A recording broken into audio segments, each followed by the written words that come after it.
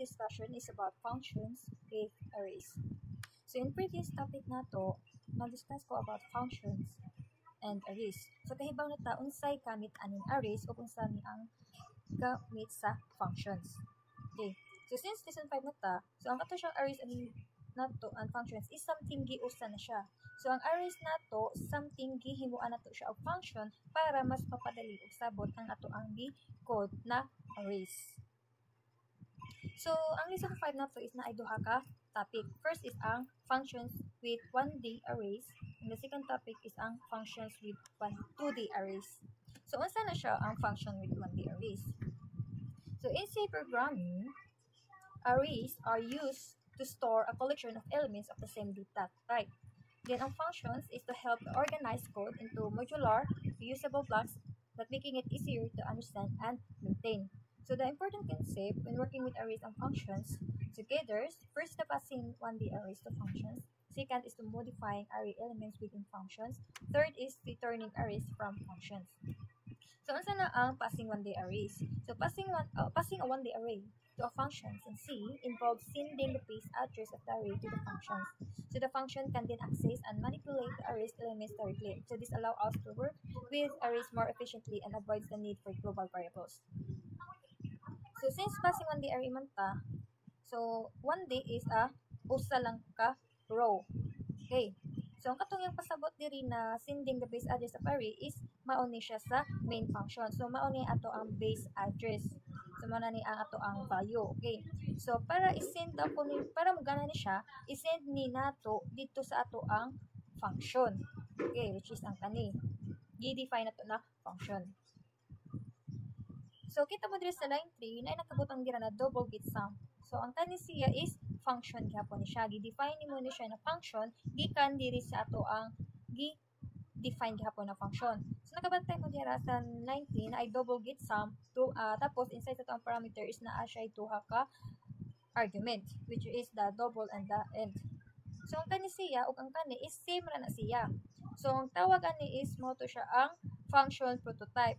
Kung nakinamdum mo dati sa last topic, itong lesson 4, pinaka first topic na to is na to siya tulo ka types. So mani siya ang pangkatulo. So pwede man sad na dili na lang mo gamit ani nga ang kani na lang inyohang iuna og butang dili. Tapos what na lang ni, something redundant na siya. Pero if gusto mo na sa ubos na gi-define yung function is gamay na lang, so kamay bahala. Pwede ra sa din ani, pero mas better na lang kung kanina lang para din na jud kay mo magbalik-balik og tawag sa to ang function or hindi na ta magbalik-balik og define sa to ang function. Okay? So for like example, okay. So man siya ang code nako. Kung ako na siya i-run, so na siya i-resolve sa 66.46.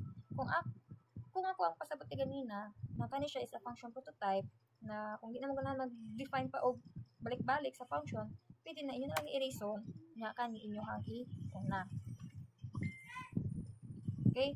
Kay ang kato siya kaganina man jud, ang kani siya is same naman siya diri. Bali something define lang niya og balik. Okay? Balik lang niya balik define lang niya og balik which is ang get sum double and end. Okay, kung magamit mo prototype automatic kung usa inyo hanggi define diri na function o parameters mo sa inyo hang ibutang diri. Ang kalayan lang is wala na siya argument name kundi argument data type ng iyahang or argument type ng iyahang ibutang. So pwede ra nimo siya tangta ato siya ipuli diri. So mara gyapon iyahang result so sum is equals to 6.46. So more on jud ang gamit jud sa pag-create of function is in-ali ra jud siya. Okay. Mas para dili nang magbalik-balik para nako para di na siya magbalik yung buta pa tawag function prototype something na imo na lang siya tagon pero mag-define na gihapon tawag function di ba? So kani mas better na lang ilahos na lang niya siya para di na di siya sa thing na kita o na magbalik-balik na ihang i-define na functions of ang mga parameters. Okay? So ang katong kaganina na passing on the array is to sending the base address of the array to the function. So mao nito ang kani mao ni siya. So mao nito ang base address. So para magana niya to ang base address para magana ni siya mo to ang gitawag na ipasa ni nato ang ato ang 1D arrays ngadto sa function na kani. So mo to iyahang itawag. So first is nag-define siya og function na getSum. So mo ni siya nga to ang name sa ato ang or mo ang unique name sa ato ang functions. So natay parameters, two arguments which is the double array and the end size. Okay. Tapos natay code blocks sa ato ang unique name. Ato ang getSum functions. So double sum is equal to 0. So it means always it means ang ato ang adding or assignment operator para i-add na to sa values sa atong array is always start siya sa 0 kay 0 man. Okay? Tapos natay loop. So for that I is equal to 0, I is less than size, I plus plus. Then if true ni siya ang atong condition, automatic mo dito na siya. So mo na ni diri ang atong sum. So matong gingon is ang atong value sa sum is 0. So iyang gawas ani is 0 plus or equal array I. So mato siya na if sum of is 0 or start siya ta og 0. Ang gamit ani is assignment operator para kung unsa ang iyahang ma-add diri maotoy ma-change na value sa ato ang sum diri. Then return sum. So once return ang sum, kung pila ang total or new value sa ato ang sum, maoy i-return niya na value. Okay, so para magano na ito ang define na function, mao itong maghimo na taog main function. Kaya ang diri na part is mga variable lang na siya, wala pay value. Okay, so sa may gamit ani, if adita mo butang og value sa ato ang array. Kawa man tayo sa may isam niya, diri ipapatay value sa ato ang array. So mao na mo dito sa main function. So sa main function is na ay double array. So nagamit ta og double. So nagamit og double diri kay na mga value sa ato ang array na mga decimal points. So since array 5 means size nato sa ato ang array is 5. So mao ni siya ang 1, 3.14, 3.2220, 4.1, then 55. Okay. So mao na ni ato ang base address. Para makapas ta sa ato ang array is mao na tong ato ang tawgon ang ato ang define na function which is ang getSum. So double sum equal getSum double array, then the same size nato is 5. Okay? 5 man kabuo ang ato ang gihatag diri na value. So getSum mo ni siya, tapos ang parameter is array, then 5 ato ang size. So mo na ato ang value sa ato ang sum. Iyaha gi-call ang ato ang define na function. So print sum equals 0.2LF which is double ato ang gamit, tapos iyang i-print is 2 decimal point lang, tapos iyang gitawag ang sum. So since gitawag na to ang sum, which is ang value sa to ang sum is ang ato ang define na function. So ang ato ang double array diri is 5 na, tapos ang size na to is 5. Okay. So for example, so naatay ka duha na variable. Okay. So first is ang array. So ang array daw na nato ang size is 5. Okay, array size is 5. Tapos yung value daw is 5 kabuok. So since array size nato is 5 man, so there, so array then 5. So array 5, so tulo ka value naaw na ang 1, 3.14, 3.2220, 4.1 and 55. Tapos so double sum getSum yan daw itong part. So alin na part natay variable na sum. So ang sum is value sa sum is 0. So alin na ta sa ato ang for loop. So nag-initialize ta og 0. Tapos iyang condition is true version false. I is less than size. Tapos I plus plus. Okay. Then naata sa itong for loop. Sa itong for loop is, ang inside sa ito ang for loop or the code plus sa itong for loop is na I sum plus or equal array.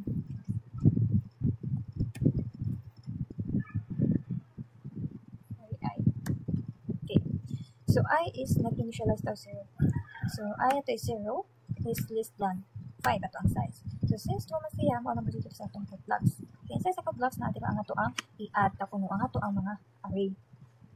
So 0 plus or 1 equal to 1 is equal to 1. So ang ato ang sum karon is automatic ma-change ang iyang value into 1. Okay.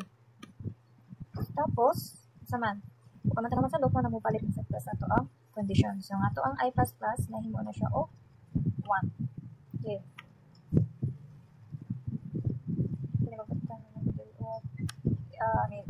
Index sa index. So, ano to ang array is always start sa 0, pero 5 kabuk ang value, okay? So, kung mupasit ang 5 ka value, mano siya ang array size mo na ang 5 kabuk sa mga 1, 2, 3, 4, 5. Tapos, kung mupasit ang index, mano to siya ang always na start o 0. So, 0, 1, 2, 3, and 4. Okay? So, I++, ang ito ang I mahimo na of 1. Tapos, so 1 less than 5 is true. So, naman mo dito nakita sa sum. So, ang ito ang sum karon is sa 1. So, 1 plus index 1 naman ito, diba? Index 1. So, I na to is ang 1, which is ang 3.14. So, 1 plus 3.14 is equal to 4.14. So, automatic na ma-change na din ang value sa ato ang samahin na siya ang 4.14. Okay. Next is increment sector. So, ang I++ na ito naman ang 2. So, ato ang I is 2. So, 2 is less than 5, which is true. So, ito siya mo na sa ang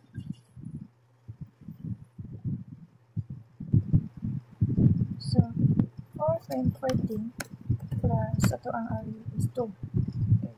So, array in this 2 is ang value kay 3.22.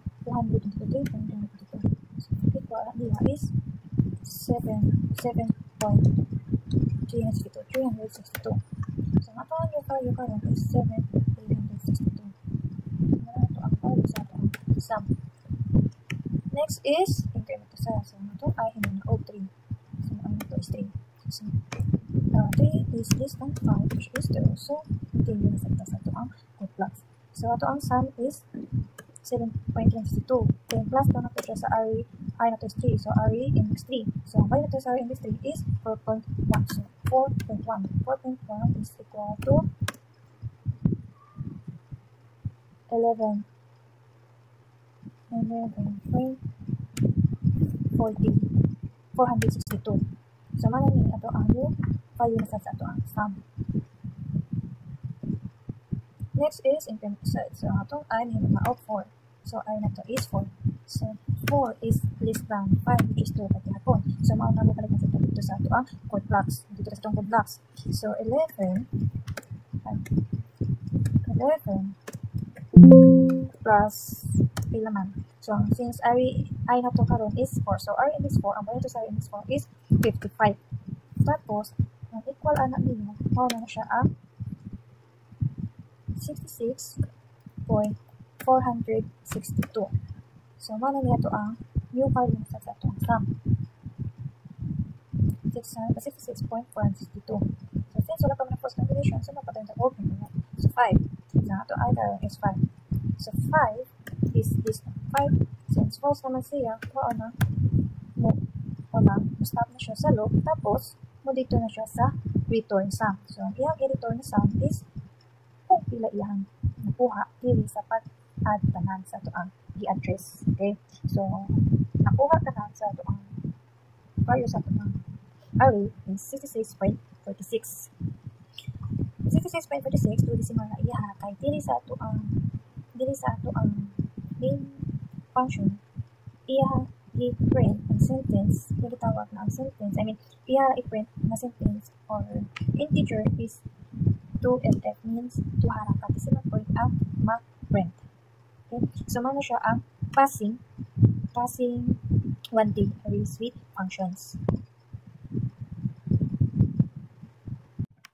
Next is the modifying array elements within functions. So when passing a 1D array to functions, any changes made to the elements within the function will affect the original array since the function received the address of the array. So this allows us to modify the array elements that can even place changes.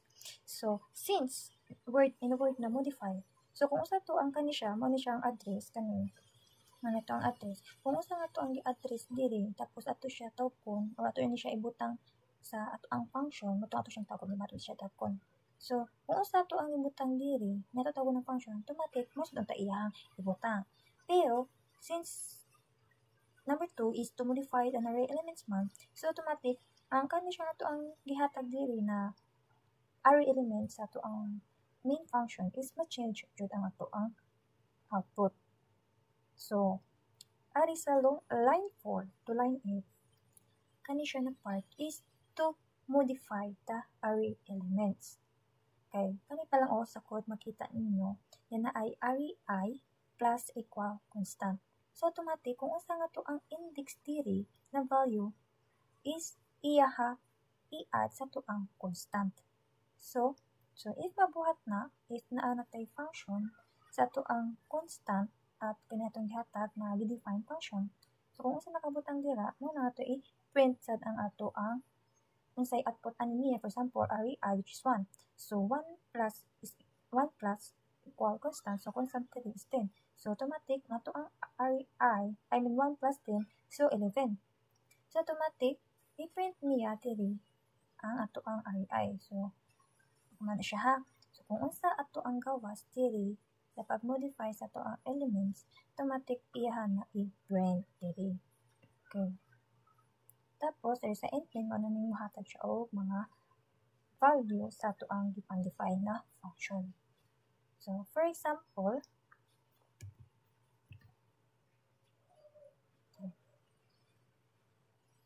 so man iyang output is 1, 2, 3, 4, 5. So, copy niya ang original array. Tapos, mauna ni ang na-modified array. Okay, so ito din yung part. Ang kanang modified array is ang siya na part, okay? Ito siya i-try.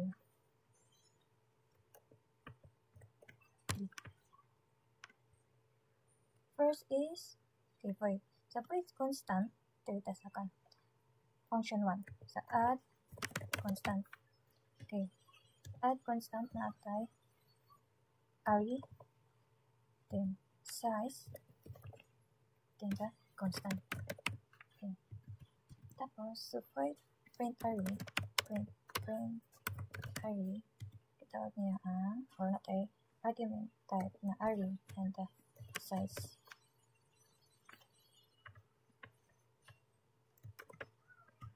Na. Okay. Tapos, nasa tayo sa main. Sa main is natay variable na array is equal 1, 2, 3, 4, and 5. So, since di man siya ka array element na ito ang value, automatic na ito ang index 3 na size is 5. Tapos, size na ito is size of array, so 5, divide na ito ang size of array. Okay. So, size of array index 0, so 1. So, each array element na ito, nag-equivalent na siya of 4 bytes. So, 4, 8, 12, 16, 20. So, buta na ito 20 bytes. I-divide na ito siya sa itong array index 0, which is 4 sa lang kapok array element iyang kwaon. So, which is ang 1. So, 4. So, 20 divided by 4, which is 5 ang ito ang size. Then, constant na ito, value niya ay 10. Tapos, i-print niya ang original array size, which is ang kanin. So, i-print na niya. So, print array size. Then, para ma-print niya nga ito ang gikamit, na ito ang kani siya, para mo-print niya nga ito ang iyang gipanghatag na value, tagon na ito siya, tapos, tagon sa niya ito siya, okay? if dili ni nato tagon kani, wala siya ma-print. Okay? Wala siya ma-print. Mao nang tagon ni nato ang duha kay mao ni ang naghatag kung unsa ipamutang. Tapos kung dili ta tagon ni unsa man nga ibutang sa diri. Kali something na kani siya is mao ni ang loop sa ato ang arrays na ipang print niya or sa ipang kuhaon or sa new value sa ato ang array element. So mao ni ang mukuha siya ang mo print. Okay?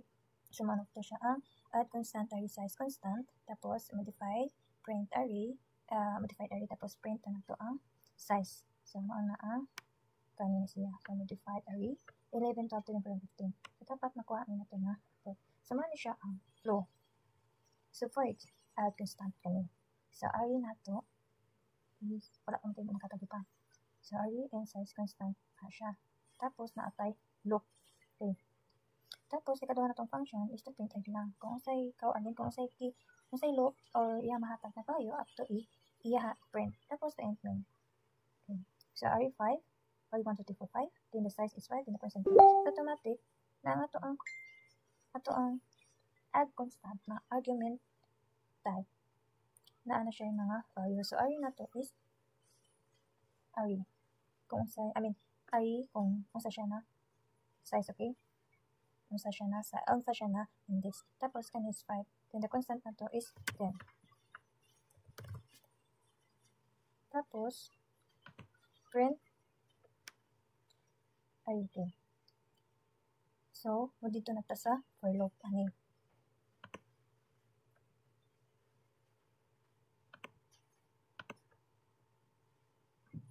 Okay, sa for loop.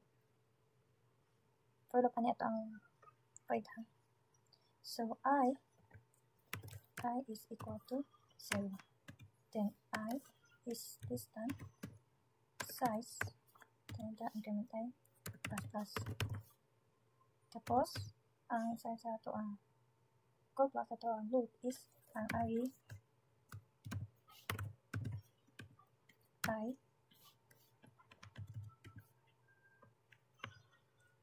I plus here equal to constant. So I na to is nag-initialize ta sa 0. So 0 is less than 5, which is true. So mo dito ta sa code block sa ato ang loop. So array I, pag na to sa array I, naghihatag sa or gi-address sa ato ang main function is 1. So balik again, mao na to ang value, mao na to ang index. So kung natay array size na 5, so start sa index of 0. So 0, 1, 2, 3, 4. So array index 0 is value is 1.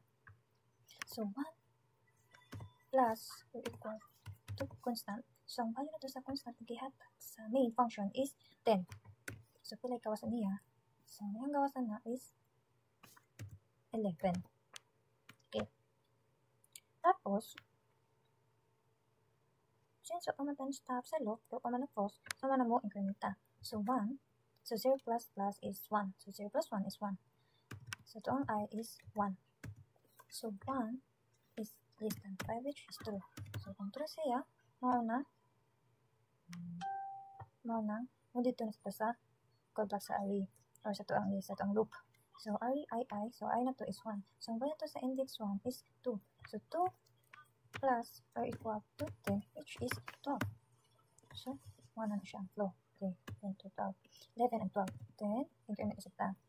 Ngayon na rin 2. So 2 is 10, 5 is true. So since 2 mo siya, mo dito na sa code blocks. Ito ang loop. So array I na to is array I na to is 2. So ang value na to sa 2, sa index 2 is value 3. So 3 plus or equal to 10 is 13. Next is increment sa ta. So 2 plus plus may mo na 3. So 3 is less than 5. True. So ato ang value na to sa array index I, which is 3. So value na is 4. So 4 plus or equal to 10, may mo na siya of 14. Next is increment sa ta kapamatanan false. So 4. So 4 na to ang I. So 4 is less than 5, which is true. So since true man, so automatic mo dito na dito sa good plus sa tungnot. So ang ato ang I karon is index, RE index 4. So ang RE index 4 nato na value kay 5. So 5 plus or equal to 10 is 15. So mao ni siya ang ato ang loop na gihatag or nakuha nato sa add constant na defined function. So para ma-display ni ang ato ang i-modify na array element, mao natong tawgon nato ang print array. So automatic na print array and size. Okay. So for example dire mo na niya samtang ako off-label. So kanimo ni siya ang add constant. Tapos dire is print array.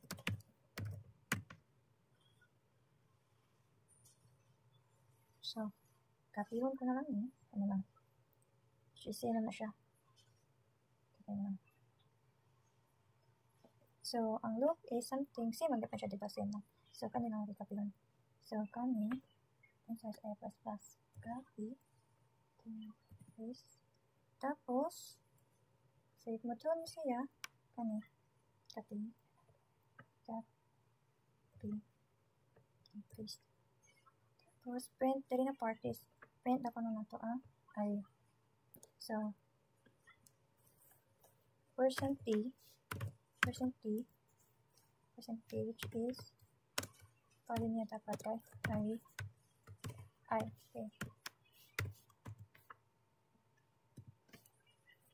Okay. So, kung basihan na yun siya, so manang ito ang, again, so manang ito ang pag-itipaman niya pagkuha sa flow sa ito ang for loop. So, manang ni array size 1, 2, 3, 4, and 5.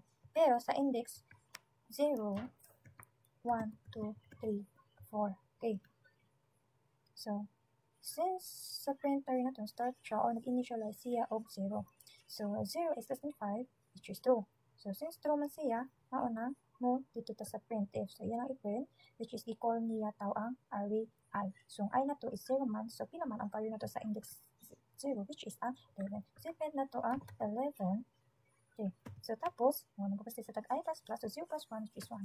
So, I na to is 1. So, 1 is less than 5, which is true. So, mauna, ang ato ang array index I karon is 1 man. So, ang value na to sa index I is 12. So, i-copy na lang na. Then, same ra na siya o flow. Hantod sa magtikakuha niya o iyang i-print ang flow sa ato ang i-add constant. Ato ang, or sa gi-modify na array element. Okay. So, manan siya. Manan ni ang modify elements. Ang pag-abot din sa int main, manan siya, diba? So, manan siya. So, kung maabot natin sa int main, manan ni array I, which is 1, 2, 3, 4, 5, then the size of 5, second set is 10. I-print niya ang original array. So, i-print niya. So, print original array ko, no? For example, original array. Ang original array lang, basta yan, which is print array size, which is manan siya. Ang kani, kung array na size is print array, diba, which is kani. Array na part is iyaram i-print ang unsay ang hatak na size sa itong array. So, print array r size, which is kani. So, ang kani original array is which is kani man, kapay siya. Kani siya, which is kani. So, may unang i-print niya ang 1, 2, 3, 4, and 5. So, para sa ma-print na ito, ang gi-modify na array element, dili sa add constant, na ito ang tawag ko na to ang add constant ang flow sa kani tuon sa pagkuha para sa ma-print ang flow sa to ang pagkuha sa to ang array element mo nang tawag sa nato ang print array size. So mo siya ang modified array. So ikaw sila is katong 11, 12, 13, 14, and 15. So mo siya ang iyaha output. So, 1, 2, 3, 4, 5, 10, 11, 12, 13, 14, and 15. So, next is the returning arrays from functions. So, in C, it is not possible to return a whole array from function directly. However, you can return a pointer to the array which serve the same purpose. So, be cautious not to return pointers to local arrays within the functions as they will become invalid once the function exists. Instead, allocate memory dynamically and return the query.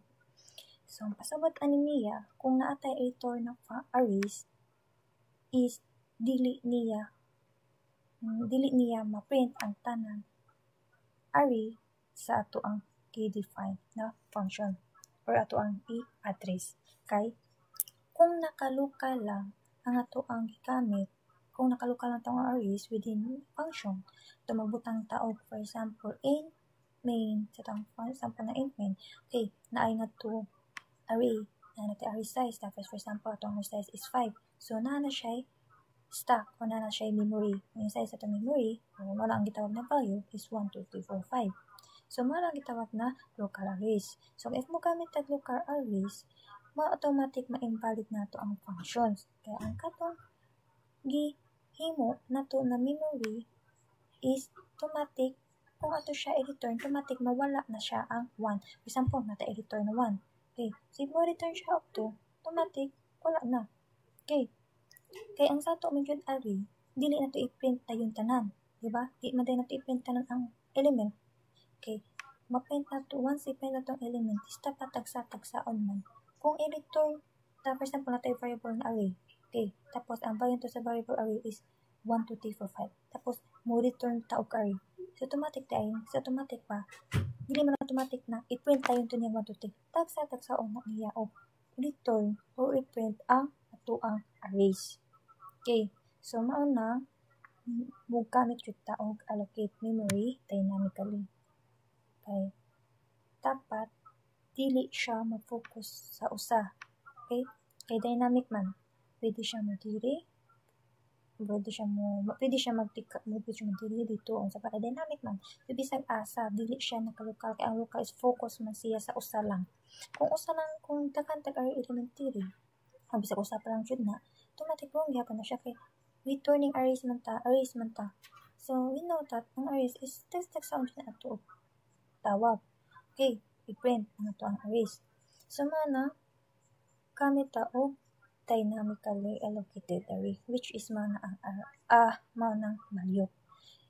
Ngano di man ta mo gamit og local arrays. So if you declare an array inside a function like this, matong giingon ka kanina, so if in create array ta, tapos sa to ang function na adira is int array 5. So, mana to ang value po. Tapos natin 1, 2, 3, 4, 5. So, mana itong value. Tapos, i-return itong R. So, automatic ato siya i-call ang array. Automatic, mo invalid yun na siya. Okay? I-return man na itong array. Kasi array, kaya di din natin i-paste ang tanan. Dili din natin i-print ang tanan array. Okay? Tagsa-tagsaon na ito o print. So, mana, mo gamit na o dynamic. So why can't you return local array? Because this array is created in the function's local memory stack. Tingon. When the function ends, the memory is automatically destroyed. So returning R means you are returning the address of memory that no longer exists, which is undefined behavior and may crash your program. So correct way is to use dynamic memory allocations. So instead, use malloc to allocate memory of the heap, mga natang memory stack na to. Area or the stay allocated until you free it. So, muna kong iingon na ang malloc method is to hold. A malloc is essential function to manage a memory. Kung manage mo 1, tapos mo return ka, automatic na siya, na-hold to niya ang katong value gihapon na 1 ay iyang gihatag. Ano siya ang kasabot sa malloc. So, the array is stored a heap, so it's not destroyed when the function exists. So, mana ni ang need buhaton kung naka-i-return na value with arrays using functions. So, in create array and size, okay, manisiya na part. In array and malloc, size and allocate space for 5 integers. This means is maano siya ang iyahang mahatag na space, iyang mahatag na space for 5 integers. For example, iyang pasabatan niya is naa siya mahatag na 5 ka integer. Bali, 5 ka memory iyang mahatag. Kaya kung for example, iyang space dili na gihatag is 6. So, size of 6. Okay. So, iyang, for example, size is 3. Tapos, size of 4. So, 3 times 4, 16. So, automatic na ay 16 ka integers iyang ihatag na value. So, for and I, na siya, mao ni siya ang pinaka-important to hold man niya, to hold the pila ihang value na ihatag o pila ihang ma-return na value. Okay? Mao na ang gamit sa Mario. Naka-dynamic siya. Okay, kahibaw sa siya, o ma-manage niya na pila ka buok value ang iyang ihatag. Mao na ang gamit sa dynamic. Kay kung ka-integer man lang, kung nakaluka man lang, automatic kani. So, automatic ma-invalid na siya. Kaya wa man siya ma-hold.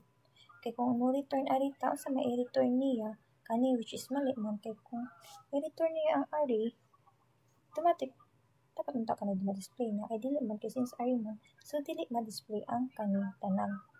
Dili man niya ma-display ang whole, man siya, it's not possible to return a whole array from function directly. So, it means, tagsa-tagsa o niya o display ang ato ang i-define na function sa arrays. Okay, next is, so free array. Always remember to free the memory in main or whether you are done using the array.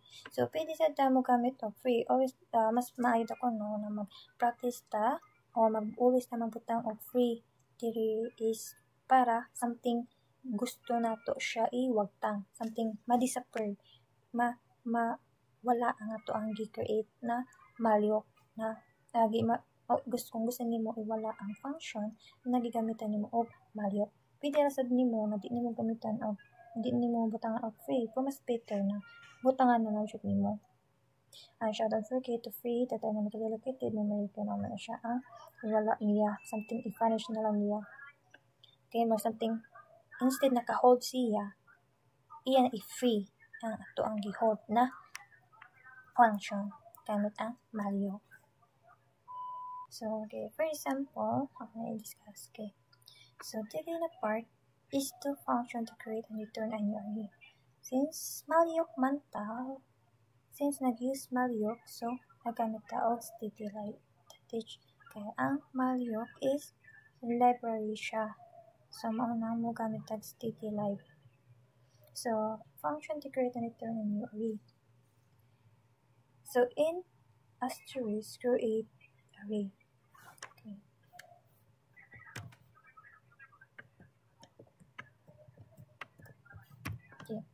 So, first is not type function na create array. Tapos, sa create array na type size. Tapos, inside sa size is na atay size ya. Mo nito ang argument type. Then, natay int array na variable. So, inside sa ito ang variable, mas nag-equal ako na siya sa int value size of size. Okay. So, makita na ito theory kung pila ka size ang iyahang makuha para iyang display. Ito na kitaan. Tapos, mga nang iyahang loop.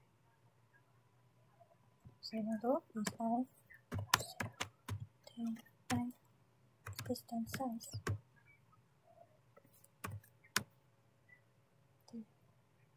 I plus plus.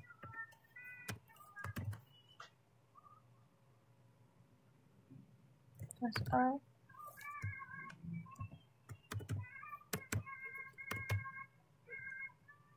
Tapos, ang value ito sa R is equal to R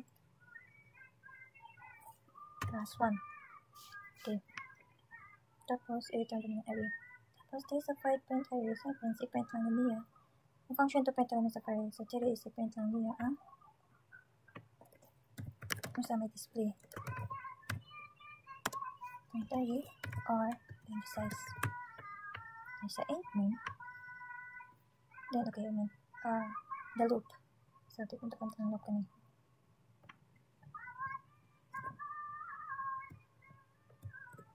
So, yung loop is, inside sa yung loop, i-print lang tayo ang print ako ng %t.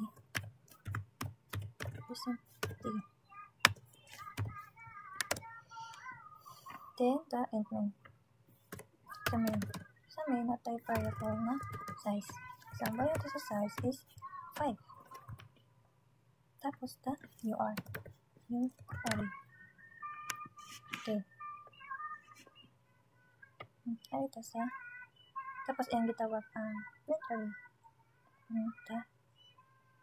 The UR, which is ang value nato sa UR is a create array. Which is ang kani siya. Okay. Let's start. Array I. So, makita nato dito ang value, okay? 4. So, okay. So, in size nato is 5. So, pila man ang size of niya. Ato na makita.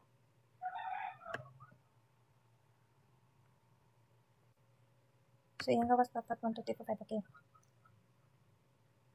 So, I is equal to 0.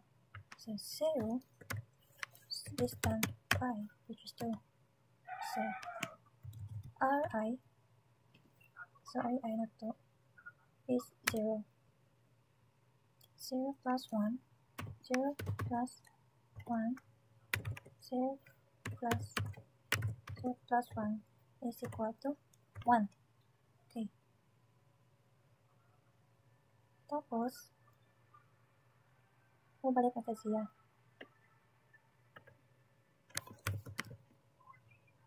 So, 1 is less than 5 is 2, I plus 1.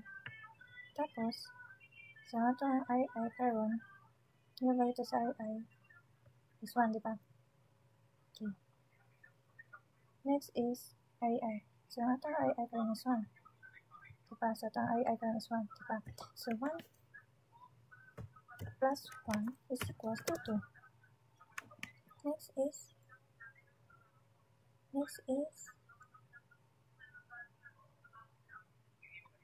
increment. So 2. So 2 less than 5 is 2. So since 2 man siya, so ito ang Ri is 2. So 2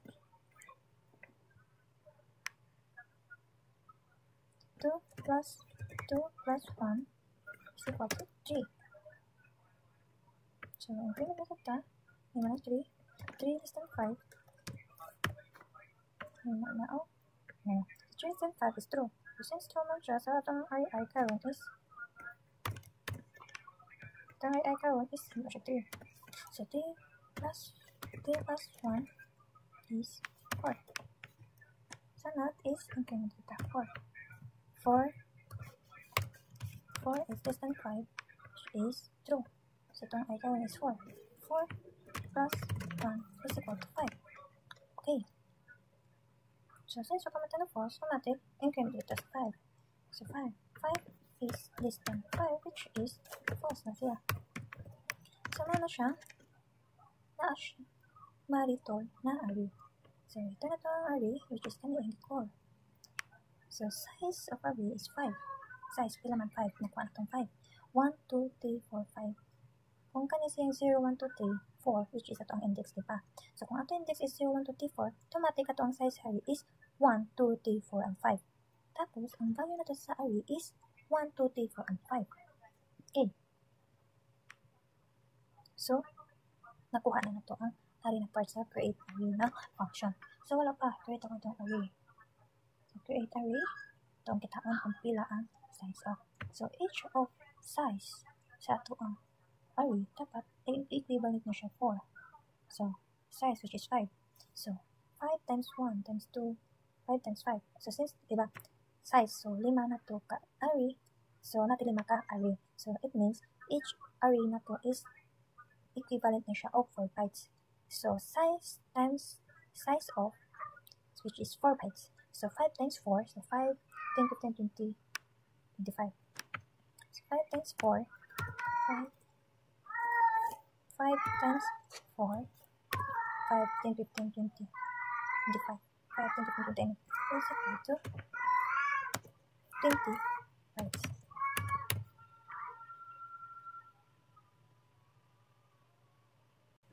So, since na, end naman itong loop, matutong ito siya sa itong array. So, itong array, ano siya ang maliyok para makita kung pila lang kabuo kung size ng ihang dapat kunitong. Okay. So, para dyan ma-sure. So, array, so, ang size which is 5. Tapos, i-times na ito siya size of. Ang pagkuha sa size of, kay each array sa ato ang arrays, the value is nag-equivalent na siya of 4 bytes. So, since 5 size, so, i-times na ito siya 4. So, equals 20. So, dapat 5 ka ang size ihang makuha. Mauna na siya ang 1, 2, 3, 4, 5. 4 bytes, 4 bytes, 4 bytes, 4 bytes, 4 bytes. So, it means 5 ka size dapat iyang ma-print or mahatagan niya og value. So, 1, 2, 3, 4, and 5. So, 4, 8, 12, 16, and 20. So, mga siya ang gamit sa maliyok na asay ma-hold once na gusto siya mo return ngadto sa ato ang array. Next is to print the elements of an array. So, i-print niya kani siya is same lang ni, copy ko na lang ni, same na siya flow hapag, paspas.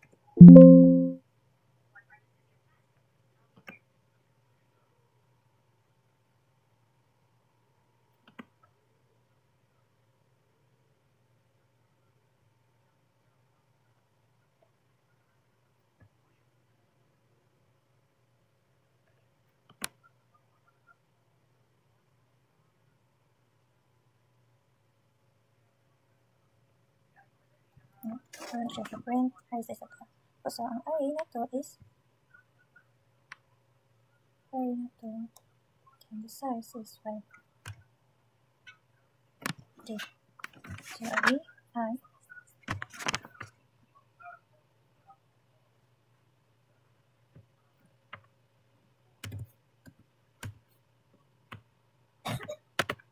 array. So, kung 1 is 0, so i-follow. Tapos i-print na to. Okay.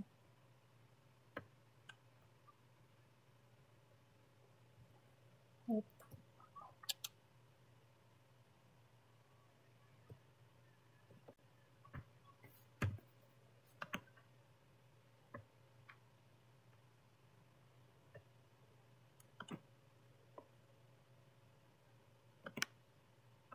Okay. So, I is equal to 0. I is equal to size, then I plus plus. So, once na to, automatic mo dito tas i-print niya. Okay. So, 1, 0 is less than 5 is true. So, I. Okay. So, i-print niya, dili ang array. I. So, i-print niya ang array I, which is the 1. Okay, mauman siya, diba? So, print niya ang I. So, ato ang value sa I is 0. Ato ang array I is index 0 man. So, pita man ang value nato sa index 0. Ano? 0 is 1. So, i-print nato ang 1. Tapos, array, so I plus plus, nagtako pa man na false, so increment. So 0 plus 1, automatic 1. So 1 times 5 is 2. So since 2, so sod na sa siya sa ato ang code box, so ano siya, so ang array I na to is 1. So ang value na to sa array index 1 is 2. Ano I print ito ang 2. Then, same na process, print na to 3, 4. Tapos 4 is less than 5, so 5. So array index 4, value is 5. So print na to ang 5. Tapos, meron sa to ang internet kita. So, 5 is less than 5 is 5 less than 5 is false na.